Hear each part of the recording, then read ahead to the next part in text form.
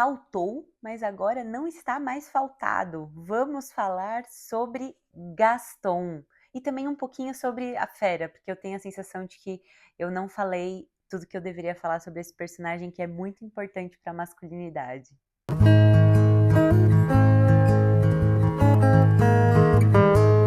Oi, lindezas! Tudo bem com vocês? Se você está chegando agora de paraquedas nesse vídeo, eu sou a Andressa Donato e essa é a segunda parte de uma análise que, na verdade, já está no meu canal.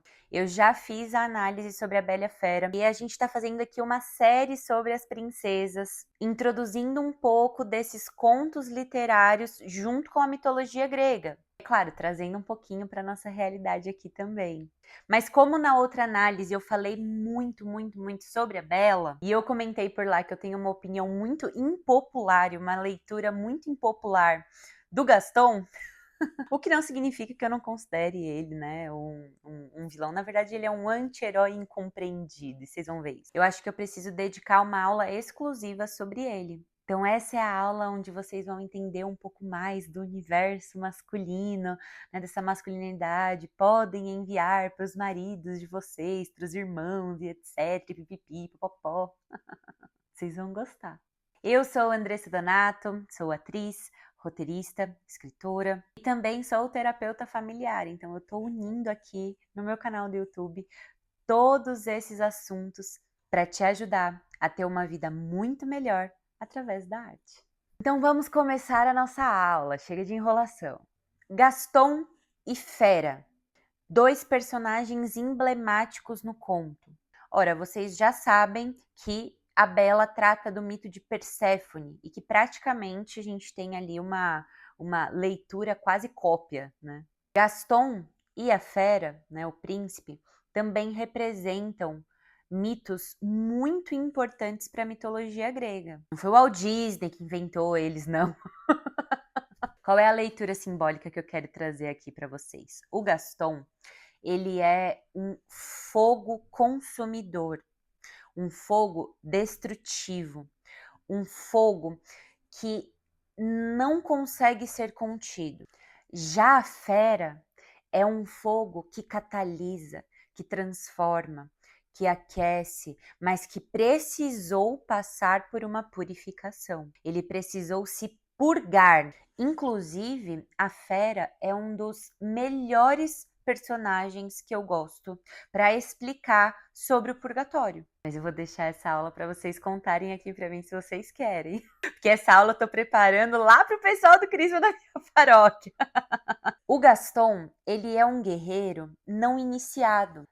Diferente da Fera, que já era um príncipe, né? Que já era um rei, na verdade, ele já era coroado, ele já tinha um reino. Ele não era um guerreiro não iniciado. Ele já tinha o seu lugar. Ele já tinha sido iniciado. Mas ele é um rei ferido. E ele traz esse arquétipo do homem que foi ferido pelas próprias batalhas. Ele é um monstro iniciado. Gaston entra pra gente com o mito de Ares. E a gente vai falar bastante sobre Ares quando a gente vai conversando sobre Gaston. Já a Fera vai representar o mito de Hefesto. Guardem os nomes, né, desses grandes mitos. Ares e Hefesto, Gaston e Fera. Ares é representado pela mitologia grega como uma força bruta, como uma força intempestiva. Ele é impulsivo, caótico, tanto é que a mitologia romana vai trazer a correspondência para ele com Marte. E também vai trazer um pouquinho desse ímpeto do deus da guerra. Ares vai trazer para a mitologia grega toda essa parte da masculinidade que a gente não pode negar que ela existe, tá? Então essa é a primeira coisa que eu quero trazer para vocês sobre a masculinidade, porque hoje em dia, né, já faz alguns anos na verdade, em que se vê pelas gerações aí a fio que a gente está tentando meio que domesticar o masculino, né, em que a gente está tentando feminilizar o masculino na tentativa de conter e de negar uma realidade que é existente e que precisa ser trabalhada, mas não negada. E com os meus pacientes eu trabalho muito isso, né? Eu não nego emoções, eu não nego comportamentos, eu não nego principalmente realidades e possibilidades biográficas. Mas a gente precisa avaliar se essa possibilidade ela vai continuar sendo correspondente. Ou se ela precisa ser educada, orientada, transferida. Negada não. Gaston vai representar todo esse impulso mais caótico, essa primeira masculinidade que ainda não foi trabalhada. Já Hefesto traz pra gente a ideia de um homem mais amadurecido, que foi ferido pela vida, que em algum momento deixou que essas feridas fossem mais fortes do que ele, que cometeu muitos erros, mas que foi forjado por esses erros, que aprendeu com eles. Uma pessoa com grande força interior, trabalhada, amadurecida, que inclusive Gaston poderia chegar se tivesse tido essa possibilidade. Ele não teve, ele morreu antes.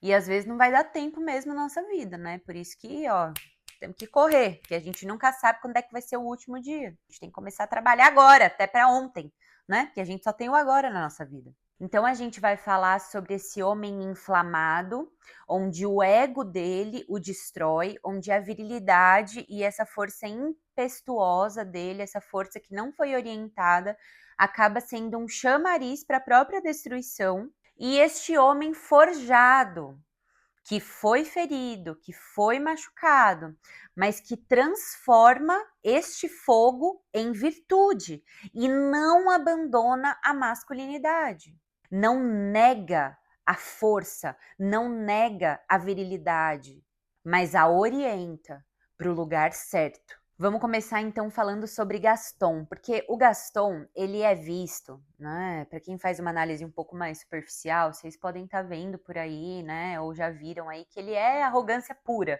né, que ele é o ego, a definição do ego. Inclusive, eu já vi gente colocando ele no mito de Narciso, né, eu acho muito perigoso, porque primeiro que hoje em dia tudo é narcisismo, todo mundo acha que sabe de cor e salteado o mito de Narciso. Acho que é uma visibilidade muito frágil para Gaston, né? Porque ele não é só arrogância. Ele representa um masculino ainda bruto, que está na fase de iniciação. Mas, Andressa, ele não é um homem adulto? Sim, ele é um homem adulto, que já deveria ter sido iniciado.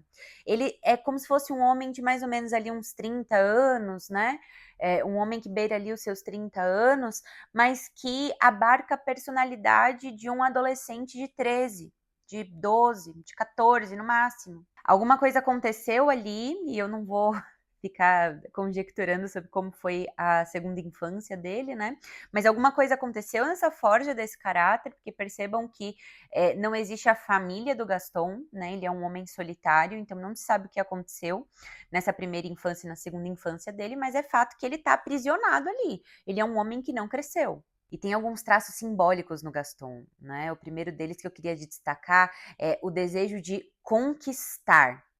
Ele tem a necessidade de conquistar e não de se conectar. É a primeira coisa de um homem que está ali na quarta camada, indo para a quinta camada da personalidade. Ele não quer se conectar com ninguém, ele só quer ser amado, honrado, reverenciado. Ele não tá nem aí pro mundo, ele só tá aí para os interesses dele. Exatamente como um adolescente, geralmente, né? Um adolescente ali dos seus 12, 13 anos. É inclusive esperado que ele vá querer romper ali na afetividade. Ele vai procurar essa afetuosidade, ele vai querer fazer esse cerceamento simbólico, afetivo, né? E vai medir essa sua força no mundo depois, mais tarde, alguns anos depois. Outro traço simbólico que ele traz é essa busca por domínio. Tudo ele quer controlar, tudo ele quer dominar, tudo tem que ser do jeito dele, bem quarta, quinta camada mesmo. A força física dele é uma das suas grandes identidades, exatamente porque ele quer conquistar, porque ele quer controlar. Então existe uma ode dele ao próprio corpo, né? Ele tem uma aversão à recusa e é aí que entra o ego dele, é aí que entra a arrogância. Então ele é um homem com muita dificuldade em ouvir não. Isso fica muito claro com a Bella, mas também fica muito claro com esqueci o nome agora do assistente dele, do fiel companheiro. Ai. Mas fato é que ele tem um ego extremamente inflamável. Eu quero que todo mundo diga sim pra mim, e se alguém falar não pra mim, essa pessoa vai ter que mudar de ideia. Vocês conhecem alguém que tem alguns desses traços simbólicos? Agora ninguém se identifica, né? Não, imagina, não tenho nada a ver com isso, nada, não pareço com nada disso, sou tão de boa. Ele tem uma ausência de introspecção, e esse é um dos traços que a gente vê muito hoje na masculinidade, na presença da masculinidade, né? Então, essa ausência de reflexão. Quantas vezes os homens já não chegaram no meu consultório e falaram: nossa, eu nunca parei para pensar nisso. Eu não sou um homem que reflete, eu sou um homem que age, eu sou um homem que faz, eu sou um homem que executa. Mas eu nunca parei para pensar sobre coisas da vida, nunca parei para pensar sobre essa ausência de reflexão. Ela é fundamental para a construção da personalidade. Fato é que a gente não consegue construir nada nessa vida sem reflexão, porque a base filosófica, inclusive, né, a base de toda a filosofia é ação, reação e reflexão. Existe um agente, existe um objeto que reage a essa ação que foi feita, e depois de ação e reação, refletimos e entendemos o que aconteceu aqui. O problema é que cada vez menos a gente está tendo essa última parte, que é a base da filosofia. Essa ausência de introspecção deixa os outros traços simbólicos do Gaston ainda mais piorados, porque fato é que ele não quer refletir, não quer pensar sobre nada. Se ele parasse para pensar pelo menos 2 segundos sobre as atitudes dele, provavelmente ele teria atitudes melhores, decisões melhores na vida. Mas ele não foi ensinado a fazer isso. Ai, meu Deus, como eu passo pano pro Gastão, socorro! Inclusive, uma curiosidade para vocês. Eu já fiz a peça, né? A Bela e a Fera foi a primeira peça que eu fiz, inclusive amadora, né? Peça de escola e tudo mais. E eu era uma das 3 maricotinhas. Eu era uma das 3 meninas que aparecem lá 2, 3 vezes só na cena. Depois eu fazia polvo, né? E tudo mais. Eu era uma das 3 meninas, eu era de rosa, que cantava pra ele. Vocês estão vendo? Eu passo pano pra ele mesmo, eu passo pano. E o último traço simbólico que eu queria trazer para ele é essa agressividade a um feminino, a um comportamento feminino que tem uma característica um pouco mais libertária, porque a Bela é um pouco mais libertária, sim, né? Ela tem um pensamento um pouco mais progressista. Então, em termos arquetípicos, o Gaston, ele é esse guerreiro que não passou pelo rito de passagem. Um guerreiro, ele precisa passar pelo rito de passagem. Um menino, ele precisa passar por um rito de passagem para virar homem, entendeu? Qual é o grande erro das gerações dos nossos avós, dos nossos bisavós? Era achar que o rito de passagem deste menino para que ele virasse homem era levar para que uma acompanhante de luxo tirasse a virgindade dele. Atribuir esse rito de passagem a questões puramente sexuais. Tem nada a ver uma coisa com a outra, né? Então o Gaston, ele é forte por fora e fraco por dentro. Ele é forte na casca, mas a alma dele é fraca e sem virtudes. Quantos homens nós não conhecemos ou já passaram pela nossa vida que eram extremamente cheios de razão por fora? Homens extremamente fortes que fazem e acontecem, mas por dentro destruídos. Não tem moral nenhuma, não tem ética nenhuma, não consegue pensar, não consegue refletir sobre nada. Então, Ares, ele é representado por Gaston, porque Ares, ele é o deus da guerra mais impulsiva, né? Inclusive, eu quero muito trazer essa aula com o Cássio. Eu acho que o Cássio, na verdade, tem que falar sobre isso, a diferença de Ares para Hermes. Porque Hermes, ele vai trazer muito mais essa guerra estratégica, essa guerra da comunicação. Eu acho que ele é a melhor pessoa para falar sobre isso, exatamente porque é o regente dos sanguíneos, né? Principalmente dos geminianos.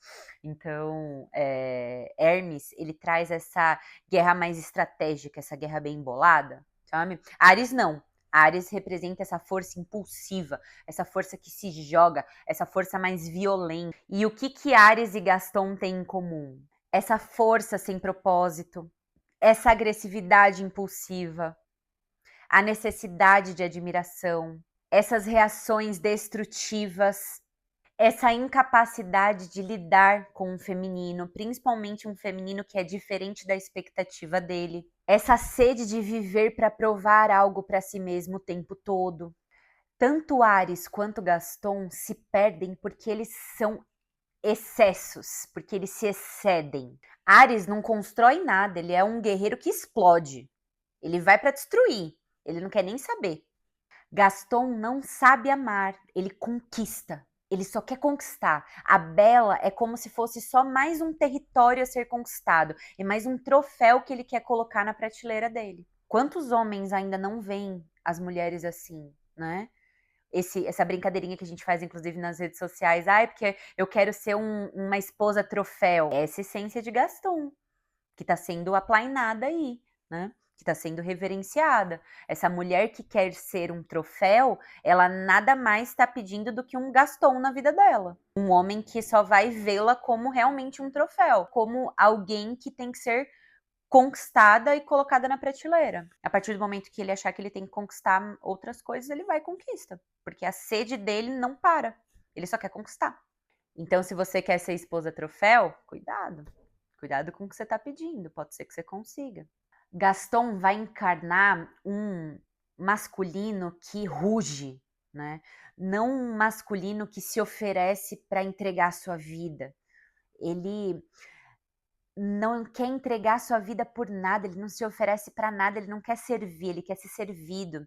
Ele acha que ele é o suprassumo do universo. Nesse sentido, realmente há uma arrogância, há uma prepotência, mas é uma arrogância, uma prepotência de quem não aprendeu a ser diferente de nada disso. Ele acha que ser amado é conquistar coisas. E quando que o Gaston cai? Quando ele tenta incendiar tudo aquilo que ele não consegue controlar. A mente da Bella, a vila contra a fera, a paz da comunidade, porque ele acabou com a paz, né? Ele é um arruaceiro. A própria noção de justiça, inclusive, é incendiada, então ele perde o controle. Quando ele vê que as coisas não estão saindo conforme o que ele planejou, a expectativa dele, ele fica louco. Ele começa a duvidar da própria noção de justiça. Isso é muito sério. Quando um homem começa a duvidar da sua própria justiça e incendeia tudo que está à sua volta, é porque ele se perdeu. Entendam uma coisa, homens: quem vive inflamado vai ser queimado pelo próprio fogo. E agora vamos falar um pouquinho da fera. Assim como o Gaston, a fera tem um começo bem parecido. Ele é endurecido, ele é impaciente, ele é arrogante, ele não é disposto a servir, a ajudar, a se oferecer, a se entregar. Ele quer ser servido, ele quer ser honrado. Ele é um rei tirano. Inclusive, eu tenho a tendência a avaliar que tanto as feridas de Gaston quanto as feridas da fera são feridas emocionais e não feridas de orgulho. O que transforma a ferida emocional em orgulho é o tempo. São todas as vezes em que você errou e não aprendeu com o seu erro e continuou batendo no martelo e não mudou, não se transformou como pessoa. Então a fera tem esse arquétipo do rei que foi ferido. Este homem que perdeu a forma humana e se distanciou da sua própria identidade humana e que agora precisa reencontrá-la. Inclusive correndo o risco de não se reencontrar, de permanecer o resto dos seus dias sem viver a sua identidade de novo. Alguns símbolos importantes da fera, né? Alguns traços simbólicos, igual a gente falou ali do Gaston. Isolamento, vergonha de si mesmo. Quantos homens vocês não conhecem que têm muita dificuldade em abrir qualquer tipo de coisa sobre as suas vidas? Para mim, assim, a maioria, tá? Isolado, um isolamento que, no caso da fera, é físico também, mas estou falando de um isolamento de alma, onde ele tem vergonha dele mesmo. Uma violência contida, tá? Esse medo do outro. O castelo escuro é esse inconsciente psíquico dele, onde ele meio que é assombrado pelos próprios pensamentos e não consegue organizá-los de forma alguma. A ala leste, inclusive, é a representação desse inconsciente psíquico dele, e que ele não deixa ninguém entrar, porque ele morre de vergonha e morre de medo. A rosa, como eu já falei ali na análise da Bela e a Fera, vai representar esse tempo interior, né? O tempo que todos nós temos e que a gente não tem uma rosa encantada aqui para dizer pra gente que o nosso tempo está acabando, né? Mas que ele tinha ali na analogia. A fera, diferente do Gaston, é um homem que teme amar por medo de não ser suficiente. Ele até quer mudar, mas ele tá tão ferido, ele já foi tão ferido, e ele tá tão perdido na construção da personalidade dele, que ele tem a convicção que é melhor ele não amar do que amar e não ser suficiente e se frustrar. Ou passar a vida inteira tentando chegar lá. Mal sabe ele que é o que nós estamos fazendo, que nunca vai ser o suficiente mesmo. Ai, fera, se você soubesse disso, né? Ele aprende depois, vai. E como que a gente vai fazer o paralelo dele com o Hefesto, né? Eu não vou fazer o paralelo dele com Hermes, porque para mim a fera não tem nada de guerreiro, né? Então eu não vou fazer o paralelo dele com Hermes. Eu só quis dar um en passant para vocês ali, bem rapidamente mesmo, sobre a diferença dos deuses guerreiros, né, da mitologia grega. Mas a fera, ela é representada por Hefesto. Hefesto é o deus ferreiro. Ele é manco. E por ser imperfeito, ele é extremamente rejeitado. Mas também ele é o mais hábil, o mais dedicado, ele é o mais profundo. E essa rejeição inicial, por ele não ser perfeito, faz com que ele se feche para o mundo. Ele queria ser perfeito, mas ele não pode ser perfeito. E quando ele se dá conta disso, ele vai para o isolamento da alma. Então, o que os dois personagens têm de paralelo, né? Um da literatura e outro da literatura mitológica, né? Rejeição inicial, né? Essa rejeição inicial do mundo. Essa dor que vai ser transformada em um trabalho interior, porque diferente do Gaston, a fera vai para o trabalho ali de se fechar no castelo. Ele fica ali na ala leste, ele fala, cara, eu não vou sair daqui enquanto eu não encontrar um jeito de melhorar, de curar isso aqui. Eu preciso sair desse buraco de minhoca que eu me enfiei. Eu só paro quando eu sair. Um talento que nasce da ferida dele. Isso o homem consegue fazer com maestria. Um homem maduro consegue pegar todas as feridas, todos os acontecimentos mais absurdos, traumáticos que aconteceram com ele, e ele consegue transformar em virtude, em talento, em habilidade, em serviço para o mundo. Esse isolamento, que depois vai ser seguido lá, quando ele se transformar em reintegração, né? Mas num primeiro momento existe esse isolamento da alma mesmo. Um coração que ama com devoção, principalmente depois que ele se entrega para amar a Bela. E uma força interior que vai superar a aparência. É muito claro na história que a fera é um homem que foi melhor forjado, que teve um melhor histórico familiar, que foi ensinado. Ele cometeu um monte de erro. Ele também era um homem extremamente egoísta no começo, mas decorrente de uma imperfeição humana, assim como Gaston. Mas Gaston se deixou levar pelo orgulho. A fera não. Hefesto não. Hefesto vai para a reflexão, ele vai para tentar curar, ele vai para querer aprender com seus erros.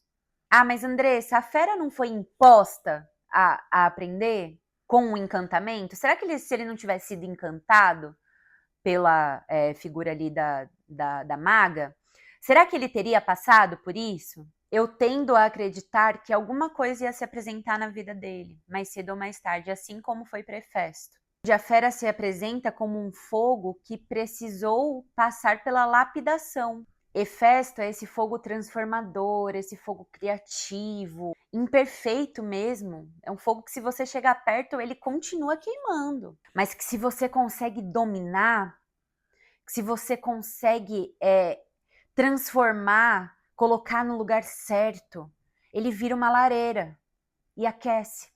E aí qual que é o papel da Bela nesse movimento todo de masculinidade, né? Porque eu sei que tem muita mulher aqui que também tá assistindo essa aula.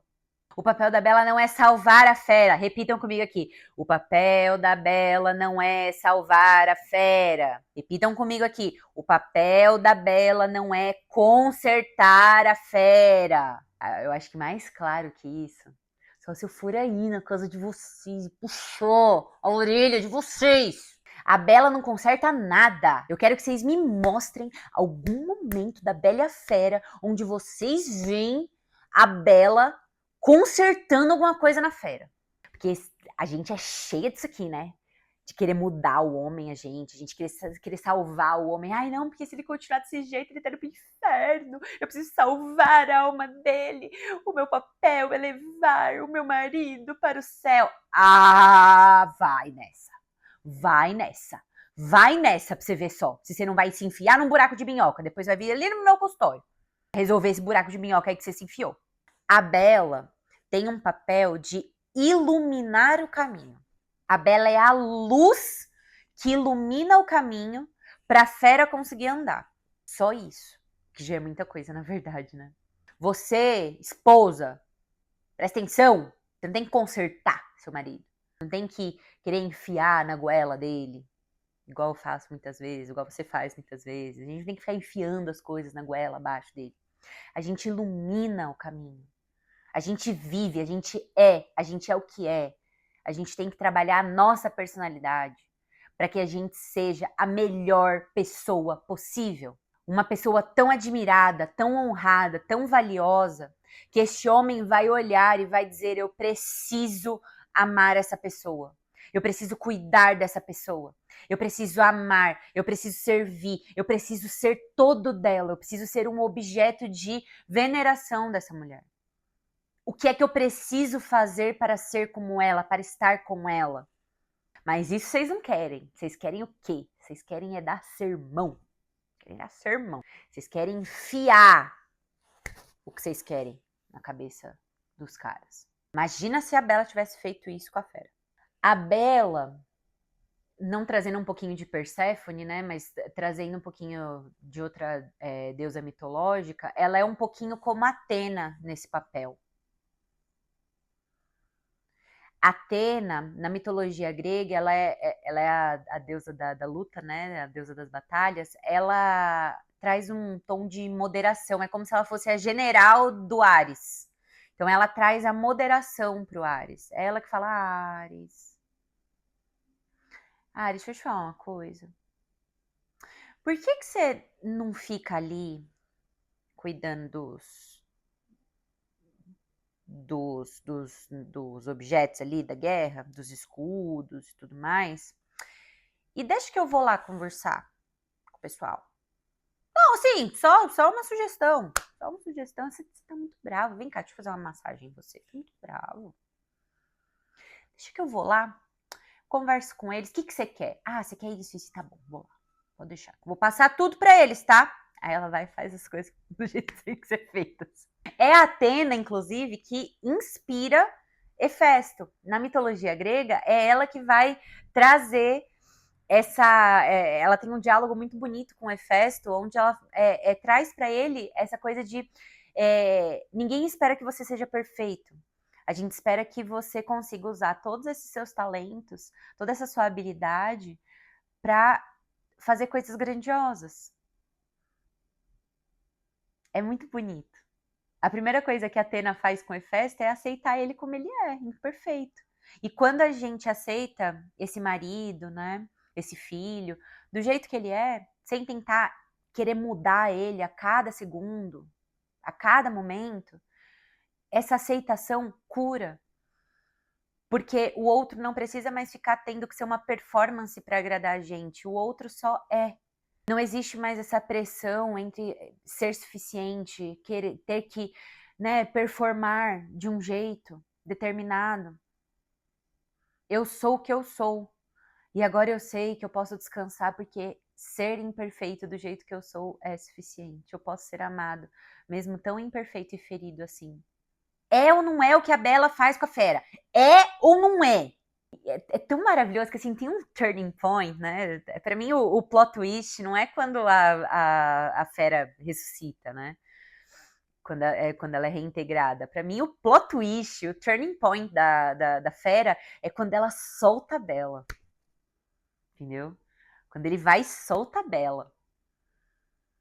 Ela que estava ali sequestrada como refém para que o pai fosse libertado. E aí ele vai e solta ela e fala assim, ó, se você quiser ficar comigo, você tem que ficar por liberdade, não porque você tá presa. Vai salvar seu pai. Ó, arrepia tudo. Ó, até um solavanco aqui. Esse é o momento da iniciação masculina. É quando a fera deixa de ser um menino e ele se torna homem. Ali ele tá pronto para ser rei. Pronto. Ali, inclusive, o feitiço podia ter acabado, entendeu? O feitiço podia ter acabado. Ah, não podia não, porque ele precisa ser amado de volta, né? E ainda a Bella não tava... Ai, a Bella demora também, né? Demorou demais também, minha filha. É uma coisa de doido, né? Isso na vida real, ela podia ter perdido o boy. Podia ter perdido o boy numa desses devaneios dela aí. Então, em linhas gerais, o que eu quero que vocês entendam? Que Gaston, Fera e Bella não representam um triângulo amoroso, entendeu? O Gaston, na verdade, nunca fez parte dessa história, por mais que ele tenha tentado. Coitado. Coitado, bichinho do Ares. A gente tem um combate entre duas forças masculinas. E a Bela e a Fera, na verdade, é a história do combate entre duas forças masculinas. Não sei se fica claro para vocês agora, depois da nossa aula. E não pura e simplesmente uma história de amor. Ele é uma baita aula, esse conto é uma baita aula sobre masculinidade. Então, conclusões para a vida. Um homem de verdade precisa entender que a impulsividade, a competição, essa violência, essa superficialidade vão resultar numa incapacidade de amar. É necessário, o quanto antes, que esse homem passe por um ritual de iniciação. E qual que é esse ritual de iniciação hoje? Assumir responsabilidades e se entregar completamente a essas responsabilidades. A minha oração é que tenhamos muitos homens como a Fera, que representa esse fogo que forja, que purga. Homens profundos, vulneráveis, fortes, potentes, que são transformáveis, que têm um coração ensinável, que são relacionais, que não se deixam vencer pelas próprias feridas e pelos traumas, mas que são capazes de se entregar, que são capazes de transformar dor em virtude. Enquanto o fogo de Gaston é consumido, se consome em si mesmo, se perde em si mesmo, o fogo da Fera amadurece, transforma.